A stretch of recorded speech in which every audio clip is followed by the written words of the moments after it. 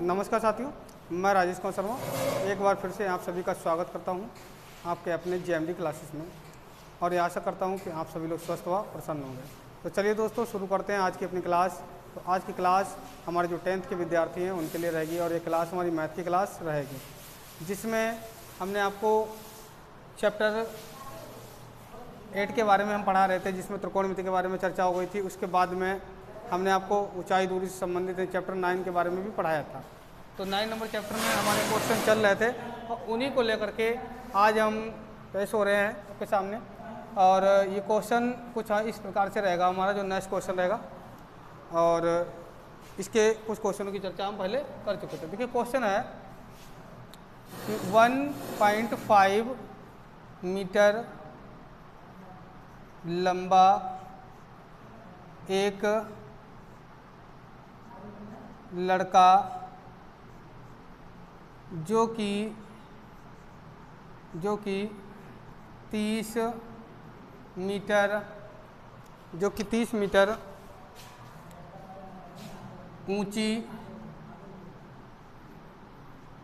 ऊंची मीनार की ओर जाता है।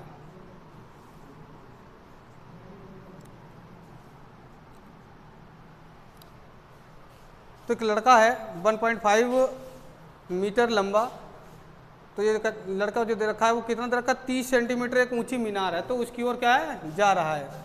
तो मीनार की ओर जाता है। इसके बाद में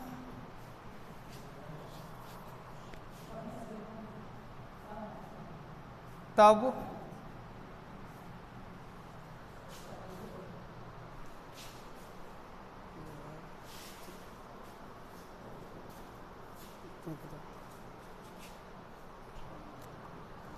तो देखिए तब उसकी आँख से मीनार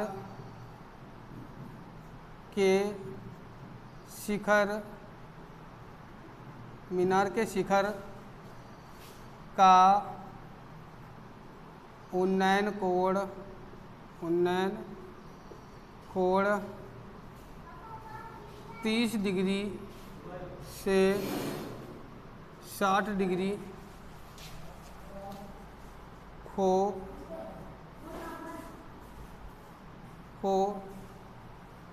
जाता है।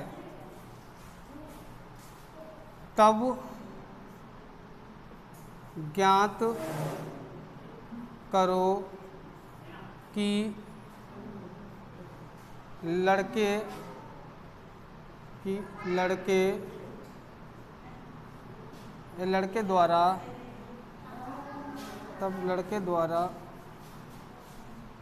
ज्ञात करो कि लड़के द्वारा मीनार की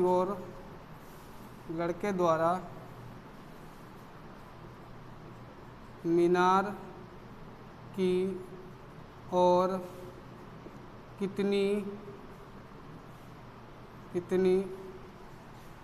दूरी तय की गई, कितनी दूरी तय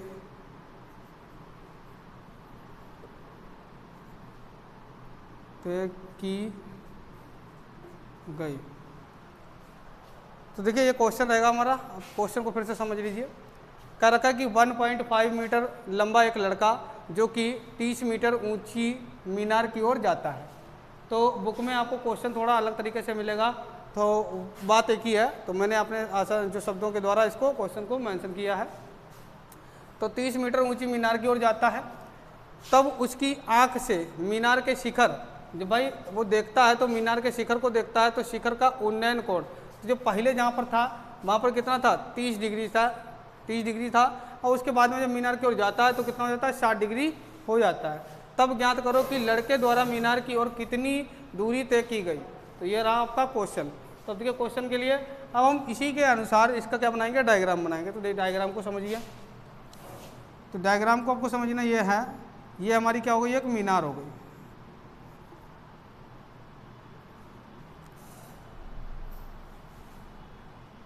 और मीनार की जो दूरी दे रखी है वो कितनी दे रखी है, लगभग कितनी दिखा रखी है,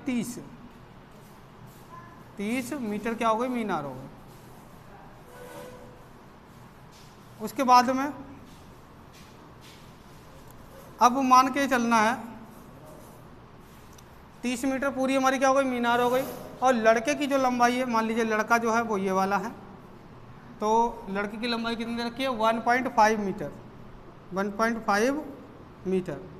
तो ये रही लड़के की लंबाई। अब आपको ये समझना है कि जितना लड़के की लंबाई यहाँ पर है उतनी यहाँ पर रहेगी 1.5 मीटर के करीब में। और इस वाली दूरी को फाइंड करने के लिए क्या होगा, इसके बारे में बताएंगे। तो अब हमें बताया जाता है कि 1.5 सेंटीमीटर लड़का जो है, यानी 1.5 सेंटीमीटर लंबा लड़का जो है वो अपने आँख के द्वारा मीनार के शिखर को देखता है, मीनार के शिखर को देखता है। तब उसका जो कोण था वो कितना था, 30 डिग्री था, यानी 30 डिग्री था पहली स्थिति में। फिर बाद में बात की जा रही है कि लड़का मीनार की ओर आगे की ओर बढ़ा, मीनार की तरफ बढ़ा। तो लड़का मीनार की तरफ बढ़ा, मान लीजिए यहाँ तक आ गया, और उसने देखा कि अब उसकी आँख से मीनार के शिखर का उन्नयन कोण कितना मिल रहा है, 60 डिग्री मिल रहा है। पहले कितना था, 30 था, उसके बाद में कितना हो गया, 60 हो गया। अब इसको हम क्या कर लेंगे, नामकरण भी कर सकते हैं। जैसे कि यहाँ पे लिख लो A B C D, इसके बाद में यहाँ लिख लो E और F। तो इसको हम नामकरण भी कर सकते हैं। अब देखिए समझना किस प्रकार से है हमको। जो ये 30 मीटर हमारी दूरी दे रखी है वो D से लेकर के कहाँ तक के लिए है, E के लिए है। जो हमारी 30 मीटर दूरी है वो कहाँ से कहाँ तक के लिए है, D से E तक के लिए। अगर हम चाहें तो इसको नोट कर सकते हैं, और ना नोट करें तो यहीं लिखा रहने, डायग्राम को आपको साथ में ही बनाना है।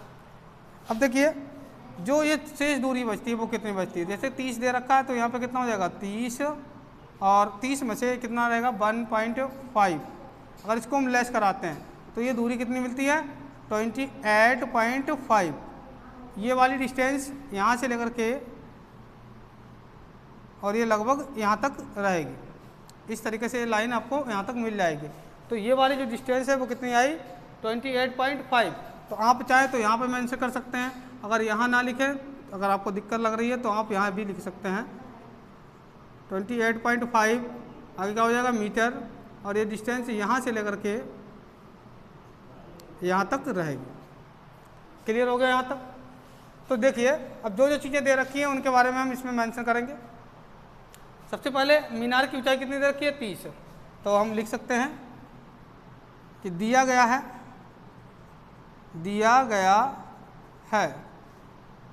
कि मीनार की ऊंचाई, मीनार की ऊंचाई कितनी है 30 मीटर, तथा लड़के की ऊंचाई, लड़के की ऊंचाई कितनी है 1.5 मीटर। अगर हम बात करेंगे कि लड़के की ऊंचाई को अगर हम निकालते हैं तो हमें कौन सा पॉइंट मिलेगा, डी और सी मिलेगा। तब हम लिख सकते हैं, तब डी और सी, डी सी को अगर हमें प्राप्त करना है, यानी कि मीनार की जो कुल ऊंचाई जो दे रखी है वो कितनी है 30, और डी सी वाला अगर हिस्सा प्राप्त करना है तो इसमें हम क्या लिखेंगे कि 30 और माइनस का 2 पॉइंट कितना दे रखा है 1.5। तो ये हमारा कितना मिल जाएगा, वही दहाई लेंगे, 10 में वही पॉइंट के लिए दे रखा है, तो यहाँ कितना मिलेगा 5। अब उसके अलावा यहाँ पे कितना मिला, करीब हमारे पास में 30 के लिए। देखिए आपको घटाना बता देते हैं किस तरह से घटाना होगा। यहाँ लिखेंगे 30 और यहाँ लिखेंगे पॉइंट लगाएंगे 0 लिखेंगे 1.5, कुछ इस तरीके से इसको घटाया जाएगा। तो घटा करके दिखा देते हैं आपको। यहाँ से दहाई लेंगे, यहाँ जाएगा, फिर यहाँ से यहाँ जाएगा, यहाँ 10 हो जाएगा, 10 से 5 जाएगा तो 5 पॉइंट का पॉइंट लगा रहने देंगे। अब यहाँ कितना बचा, यहाँ बचा 9, तो 9 से 1 जाएगा, कितना मिलेगा 8, और यहाँ पे कितना बचा था 2। तो देखिए हमारे पास में कितना मिल जाएगा 28.5 और मीटर। तो ये हमने दूरी फाइंड कर ली। अब क्वेश्चन की तरफ बढ़ेंगे आगे। अब देखिए इसको भी मान लेते हैं, इसको हम x मान लेते हैं, भाई x पुट कर लिया हमने। अगर हम चाहें तो ये y भी निकाल सकते हैं, ये भी निकाल सकते हैं, तो हम इसको मान लेंगे। तो हम यहाँ पे लिख देंगे कि माना ए बी दे रखा, तो ए बी के बीच की दूरी, ए बी के बीच की दूरी x मीटर हो तब अब अगर यहाँ पे मान लेते हैं कि ये क्या है, हमारे x मीटर दूरी दे रखी है। अब हम क्या करेंगे, वारी वारी से, इसमें दो त्रिभुज हैं तो दोनों त्रिभुजों को लेना होगा। किस तरीके से लेंगे, जैसे कि एक बार हम त्रिभुज ले सकते हैं ए डी सी, अगर चाहें तो इसको ले सकते हैं, ये भी समकोण त्रिभुज। एक बार डी वी और सी, इसको लिया जा सकता है, ए भी समकोण त्रिभुज रहेगा। तो मेरे ख्याल से यहाँ तक आपने अच्छी प्रकार से समझ लिया होगा। आप इसे नोट कर लीजिए, जो बच्चे स्क्रीनशॉट लेना चाहते हैं स्क्रीनशॉट ले लें, फिर बताते हैं इसके बारे में आगे, ठीक है। तब तक इसको पहले नोट कर लो सभी लोग।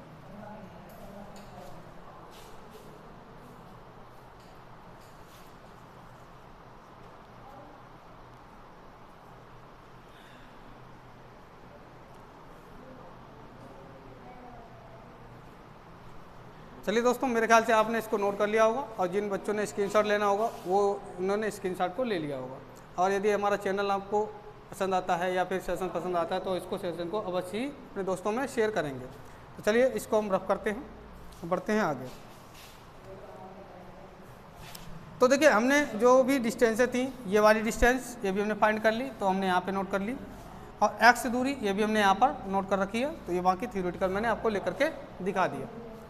अब देखिए आगे किस प्रकार से करना है।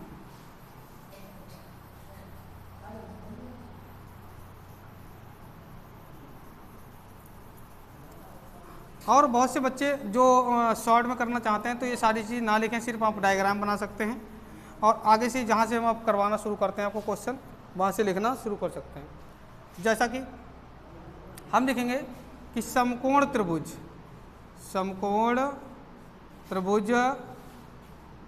अब देखिए कौन सा त्रिभुज लेना, चाहें तो हम बड़ा सा त्रिभुज ले सकते हैं, चाहें तो छोटा सा त्रिभुज ले सकते हैं, हमारे ऊपर डिपेंड करता है। तो हम चलिए बात कर लेते हैं, हम त्रिभुज लेते हैं समकोण त्रिभुज ए और उसके बाद में सी और डी, ए सी डी में, ए सी डी में।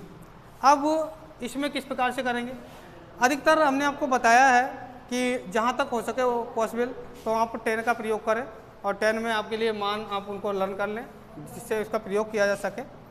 जैसे कि अगर यदि हम यहाँ पे लेते हैं 10, कितना लेते हैं 10, और अगर यदि आपको प्रॉब्लम रहती है तो आप ऐसे भी लिख सकते हैं, जैसे त्रिभुज ले लिया। अब त्रिभुज में हमें ये डिसाइड करना है कि किसके लिए कौन सा एंगल लेना है, तो हमने मान लीजिए क्या ले लिया, डी और सी ले लिया। क्या ले लिया, डी और सी ले लिया। तो हम यहाँ लिखेंगे डी सी ओवर टे में, डी सी ओवर टे में। अब यहाँ से क्या मिलेगा, ए और सी, तो यहाँ क्या लिखेंगे ए सी, डी सी बटे में ए सी, इस प्रकार से भी लिख सकते हैं। तो डी सी हमारा काय के रूप में आ रहा है, तो हम इसको देखेंगे तो ये किसके रूप में है, एल यानी लंब के रूप में। बाकी अगर बात करें तो ये सब काय के रूप में, आधार के रूप में, ठीक है ना। यहाँ तक भी आपको क्लियर हो गया होगा। तो ये लंब के रूप में हो गया, ये आधार के रूप में हो गया। तो चलिए यहाँ क्या हो गया, ये लंब हो गया, ये क्या हो गया, आधार हो गया। अब लंब बटे आधार क्या बनता है, 10 बनता है। तो यहाँ लिखेंगे 10, और एंगल कितने का है, तो एंगल हमारा कितना दिखा रखा है, एंगल आ रहा है 30 डिग्री यानी 30 डिग्री। कौन सा त्रिभुज लिया गया फिर से समझ लें, ए सी और डी त्रिभुज लिया गया, एंगल 30 का है यानी 30 का है, तो एंगल यानी 10 30 ले लिया। 10 क्यों आया, यहाँ पर क्या था लंब और यहाँ पे क्या था आधार, लंब बटे में आधार, तो बन गया हमारा 10। अब देखिए 10 30 हो गया। अब देखिए डी और सी, अगर यदि हमने कोई वाल्वसन मानी है तो उसको लिखते हैं, और वाल्वसन ना दे रखी है तो हम अपना मतलब अलग से भी या मान के अनुसार इसके अंतर्गत भी प्रयोग कर सकते हैं। तो डी और सी देख लीजिए, डी और सी कितना आया 28.5 यानी 28.5, और वाई में यानी बटे में कितना मिलेगा, ए और सी। तो ए और सी इज वाल्वसन, तो ए और सी के लिए हम क्या मानना पड़ेगा, तो ए सी का ऐसी लिखा रहने दो, कोई दिक्कत ना है। या ऐसी में आप चाहें तो यक्स भाई शामिल हो जाएगा, और यहाँ से चलिए यहाँ पे रख दो, ए सी का ऐसी लिखा रहने दो, ए और सी दोनों के लिए है, एक ही बार में शामिल हो गया। अब यहाँ कितना मिलेगा, यहाँ 10 30 का वाल्वसन रखेंगे, तो 10 30 का वाल्वसन कितना होता है 1/√3, 1/√3। अब यहाँ से आगे किस प्रकार से करेंगे, तो यहाँ √3 जो है वो लगभग जो 28.5 दे रखा है, 5 दे रखा है, इससे गुणा करा देंगे और AC की इधर गुणा करा देंगे। तो इसके लिए समझ लीजिए। अब यहाँ से जब हम मान निकालेंगे तो इसकी गुणा इधर और इसकी गुणा इधर, तो यानी क्या मिलेगा, AC के बराबर में। किसके बराबर में, AC बराबर में। और यहाँ से इसकी गुणा हो जाएगी तो यहाँ मिल जाएगा 28.5 और इंटू में √3। तो ये A और C का मान हमारे पास में क्लियर हो चुका है। इसे बना देंगे फर्स्ट नंबर। यहाँ तक आप लोग इसको नोट कर लीजिए, फिर बताते हैं आपको आगे।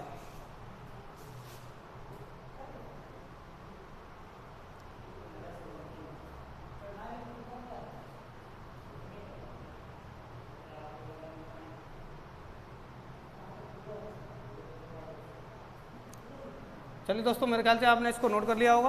अब बढ़ते हैं आगे। तो ये समीकरण नंबर फर्स्ट हमने यहाँ तक कंप्लीट कर लिया। हमें क्या मिल चुका है, ए सी का मान पूरा मिल चुका है।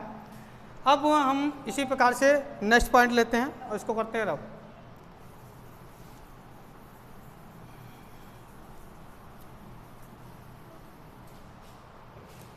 अब देखिए अगली बार में हमको क्या त्रिभुज लेना होगा। अगली बार में जब हम ए सी और डी वाला ले चुके हैं तो अब हम ले सकते हैं वी सी और डी। तो हम यहाँ लिखेंगे कि समकोण त्रिभुज बी सी डी में फिर से वही प्रक्रिया अप्लाई करेंगे, यानी डी सी लिखेंगे, डी और सी, और वाई में क्या मिलेगा, बी सी इसके इक्वल में। अब यहाँ पे देखिए क्या मिलेगा, यहाँ मिलेगा 10 और जो 60 डिग्री आया, यानी कि पहले कितना आया था 30, फिर बाद में कितना आया 60, तो यहाँ पे एंगल लिख देंगे 60 डिग्री। और डी सी इज वाल्वेशन फिर से कितना लिखना होगा, यानी कि 28.5 वाई। अब बी सी, तो बी सी के लिए हमने माना नहीं है, तो हम चाहें तो यहाँ क्या मान सकते हैं, वाई मान सकते हैं। और अगर यदि वाई मानते हैं तो जो ए और सी है वो हमारा क्या मिल जाएगा भाई, एक्स और वाई के बराबर में मिल जाएगा। तो चलिए फिलहाल कोई बात नहीं, यूज कर देंगे इसका। अब देखिए यहाँ से क्या मिलेगा, यहाँ से बी सी अगर हमने क्या मान लिया, वाई मान लिया। अगर ना माने तो क्या लिखेंगे, इसको भी समझ लो। अगर नहीं मानते हैं तो क्या लिखते हैं, बी और सी ही लिखते हैं। और यहाँ पे क्या मिल जाएगा 10 60, वाल्वेशन कितनी होती है √3। तो इसको क्या करेंगे, इसको इधर ले जाएंगे और इसको इस तरफ लेकर के आएंगे। तो इधर वाला हम रफ कर देते हैं। देखिए वाल्वेशन क्या मिलेगी, बी सी इक्वल में ये वाला इधर आ जाएगा, यानी आपको मिल जाएगा 28.5 और वाई यहाँ से मिल जाएगा √3। इसे बना लेंगे सेकेंड नंबर। यहाँ तक आप नोट कर लीजिए, फिर आपको बताते हैं आगे किस प्रकार से ये क्वेश्चन होगा। बंद करो।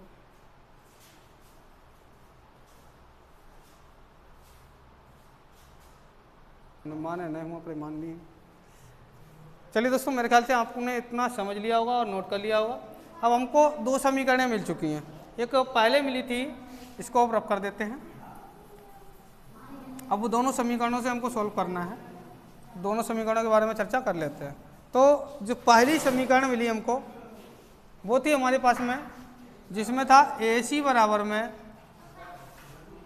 28.5 √3 और सेकेंड नंबर ये हो गई। अब इसमें हम क्या करेंगे, इसमें इसे x माना, अब इसमें हमने कुछ माना नहीं, ठीक है। तो ए सी जो है वो किन से मिलकर के बना है, ए सी में समझिए, जैसे कि ये इक्वेशन नंबर 1 हो गया था और ये सेकेंड हो गया। तो अब अगर यहाँ से बात करेंगे तो लिखेंगे समीकरण फर्स्ट से। फर्स्ट में क्या है, ए सी इक्वल में 28.5 और यहाँ √3।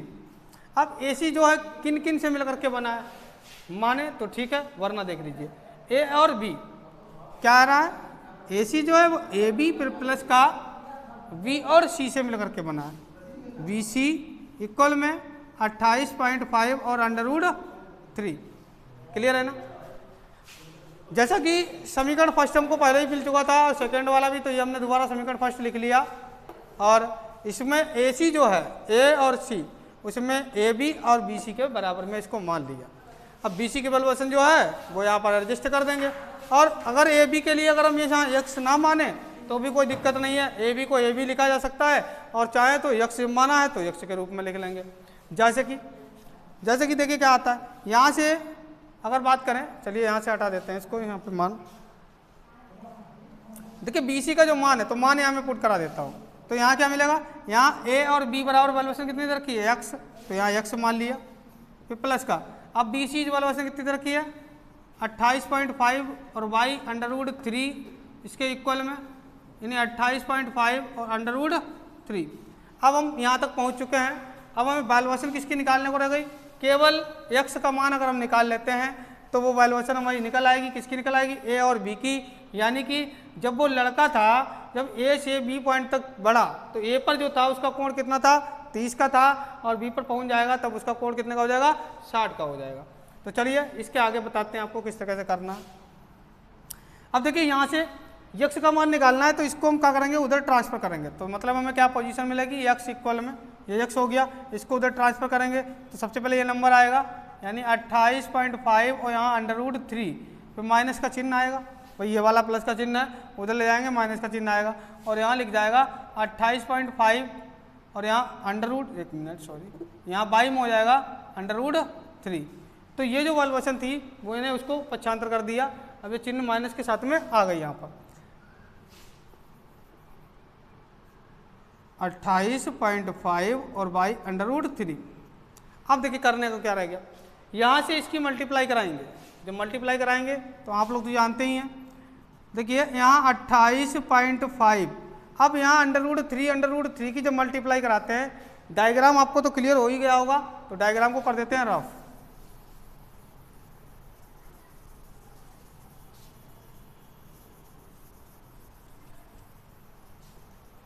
अब समझिए इस क्वेश्चन को, 28.5 ये हो गया, अब यहाँ जब गुणा कराएंगे तो मिलेगा √3 इंटू में √3 माइनस का 28.5 और y यानी बटे में √3, ये पूरे के नीचे आ जाएगा।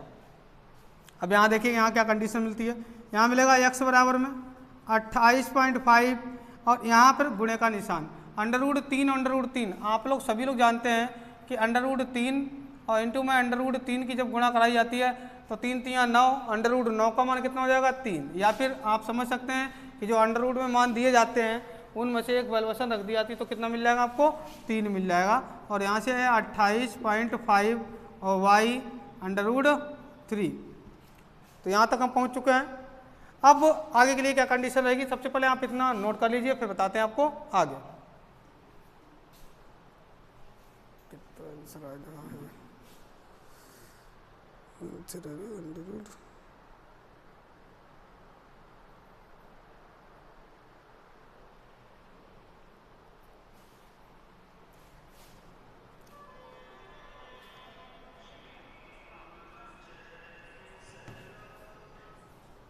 चलिए यहाँ तक आपने इसको अच्छी प्रकार से समझ लिया। अब यहाँ तक किस प्रकार से करेंगे देखिए आगे।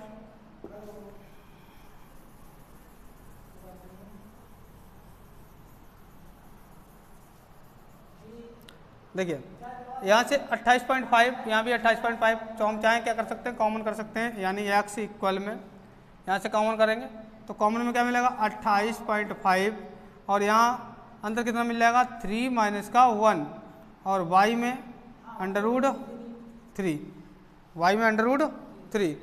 यहाँ तक पहुँच चुके हैं। अब देखिए क्या करना रह गया, x इक्वल में यहाँ 28.5 गुणे में 3 में से एक जाएगा तो कितना मिल जाएगा 2 मिल जाएगा, और यहाँ पे √3।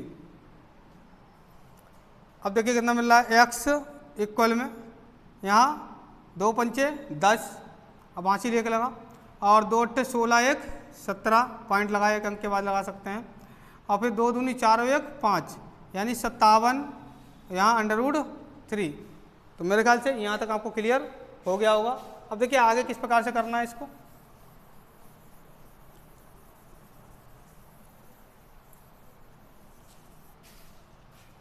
अब देखिए हम चाहें तो यहीं पे इसकी दूरी को मान सकते हैं, यही आंसर हो सकता है, और आगे चाहें तो आगे भी कर सकते हैं हल। जैसे कि x इक्वल में यहाँ कितना हो गया 57 और यहाँ √3, तो इसमें हम √3 की अंश और हर में गुणा करा देंगे। √3 और √3 अंश और हर में दोनों में गुणा करा देंगे, जिससे कि हमको मिल जाएगा x इक्वल में यहाँ से 57 और यहाँ मिल जाएगा √3 और y में यहाँ √3 जैसा कि अभी बताया था कि √3 इंटू में √3 तो कुल मिलाकर के 3 मिलेगा। तो यहाँ कितना मिल जाएगा 3, तो 3 से कैंसिल कराएंगे तो 3 है कम 3, अब यहाँ 2 मिल गए और 7 पहले से है 27 हो गया।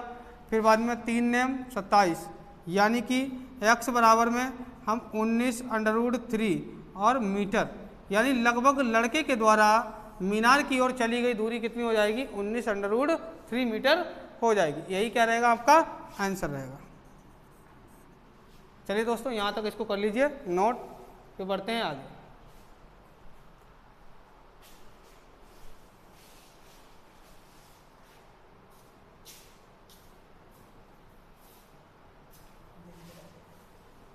हम्म 26 टिक कहाँ करें, पुष्प कहाँ से? तो चलिए दोस्तों मेरे ख्याल से आपने इसको नोट कर लिया होगा और आज की क्लास को यहीं पर समाप्त करते हैं। तब तक के लिए नमस्कार।